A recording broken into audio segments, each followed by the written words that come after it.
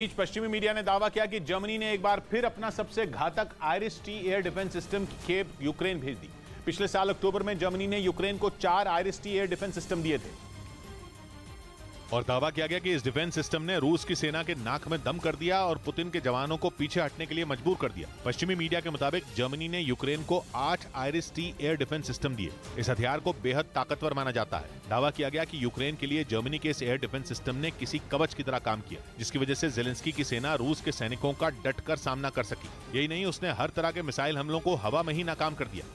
इसीलिए एक बार फिर यूक्रेन ने इस कवच के लिए जर्मनी से गुहार लगाई। पश्चिमी मीडिया के मुताबिक रूस की सेना ने यूक्रेन के रिहायशी इलाकों में ताबड़तोड़ हमले किए और पुतिन की मिसाइलों का ऐसा कहर बरपा कि हर ओर कोहराम मच गया। इसीलिए जर्मनी ने रूस के घातक हथियारों को टक्कर देने के लिए अपना सबसे आधुनिक एयर डिफेंस सिस्टम यूक्रेन भेज दिया। पश्चिमी मीडिया ने दावा किया कि जर्मनी का ये एयर डिफेंस सिस्टम जेलेंस्की के किले को पुतिन की मिसाइलों से बचाने में मदद करेगा, क्योंकि आइरिस-T एयर डिफेंस सिस्टम दुश्मन के ड्रोन, मिसाइलों और लड़ाकू विमानों का काल माना जाता है। दावा किया गया कि जर्मनी के इस एयर डिफेंस सिस्टम की रेंज करीब 40 किलोमीटर है और ये इस दायरे में करीब 20 किलोमीटर तक की ऊंचाई से आ रहे किसी भी टारगेट को तबाह कर सकता है। उधर खबर है कि यूक्रेन के कुछ हिस्सों पर कब्जा करने के बाद पुतिन ने वहां ऐसी चाल चल दी है कि यूक्रेन के लिए उन इलाकों को दोबारा अपना बताना लगभग नामुमकिन हो जाए।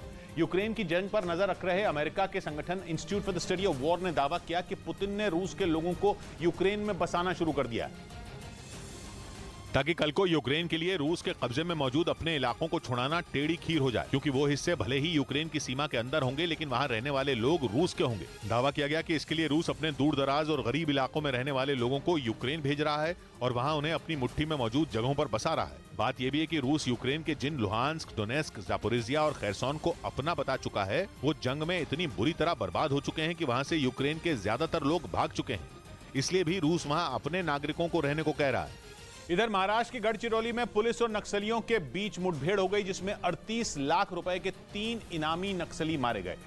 पुलिस के मुताबिक मारे गए नक्सली किसी बड़े हमले की प्लानिंग कर रहे थे, जिसकी जानकारी मिलते ही इलाके में घेरेबंदी कर सर्च ऑपरेशन चलाया गया। बताया गया कि इस दौरान नक्सलियों ने पुलिस पर फायरिंग कर दी, जिसके जवाब में पुलिस ने भी फायरिंग की, जिसमें तीनों नक्सली ढेर हो गए। भारी मात्रा में हमें हथियार, दारूगोला और नक्सल साहित्य हमने जब्त किया। इस मुठभेड़ के बाद पुलिस ने इलाके में तलाशी अभियान तेज कर दिया। उधर दक्षिण अमेरिका के देश इक्वाडोर में 2 गुटों के बीच हुई अंधाधुंध फायरिंग में 10 लोगों की मौत हो गई। बताया गया कि वहां के एक बंदरगाह के पास बदमाशों के 2 गुट आपस में भिड़ गए और दोनों गुटों के बीच ताबड़तोड़ फायरिंग हुई। इस घटना में वहां मौजूद 10 लोगों की मौत हो गई, जबकि एक बच्चे समेत 3 लोग गंभीर रूप से घायल हो गए। इक्वाडोर की पुलिस के मुताबिक बदमाशों के बीच हुई फायरिंग के बाद वहां से भारी मात्रा में हथियार बरामद किए गए। इस बीच अमेरिका ने दक्षिण चीन सागर में दादागिरी करने वाले चीन को अपनी हद में रहने की चेतावनी दे दी। अमेरिकी नौसेना